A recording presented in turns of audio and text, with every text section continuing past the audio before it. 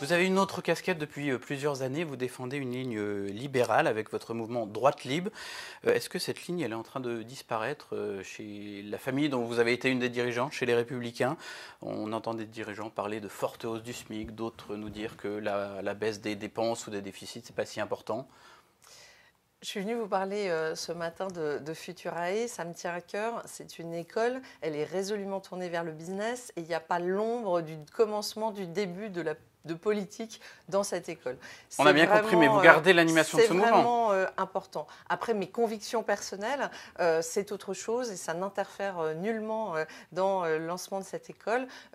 Ces convictions personnelles n'ont pas changé. Je pense qu'on est souvent dans un pays qui est trop centralisé, qui a fait de l'État le pilier de toutes nos vies et que nos vies sont totalement gérées par l'État et que je fais partie de ces entrepreneurs qui croient à la liberté d'entreprendre, qui pensent que les entrepreneurs changeront le monde, qui pensent que, par exemple, sur le thème de l'écologie ou de la protection de la planète, les innovations viendront de l'entrepreneuriat et qu'on trouvera des solutions, peut-être plus que si on attend tout de l'État. Je pense qu'effectivement, l'État nounou a montré ses limites quand on a autant de chômage, quand on a autant de pauvres. C'est le modèle qu'on a choisi depuis des décennies est peut-être un peu usé.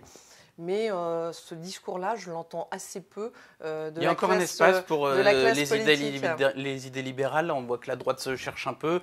Emmanuel Macron, il est aussi parfois très étatiste, très centralisateur.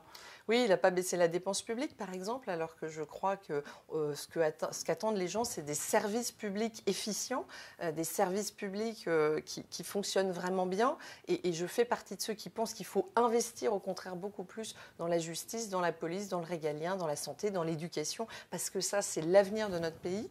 Et je pense qu'en revanche, on pourrait beaucoup mieux gérer l'argent public à pas mal d'égards. Et c'est une ancienne élue de collectivité territoriale qui vous parle. Donc je pense que là, on a des gisements d'économie, ce qu'il n'a pas choisi de faire malheureusement. Je ne sais pas s'il y a de la place. En tout cas, ce que je note, c'est qu'aujourd'hui, sur l'échiquier politique, on n'a pas beaucoup de personnes qui défendent cette vision-là de peut-être ce qu'il avait appelé une révolution. Emmanuel Macron, finalement, il ne l'a pas tout à fait faite.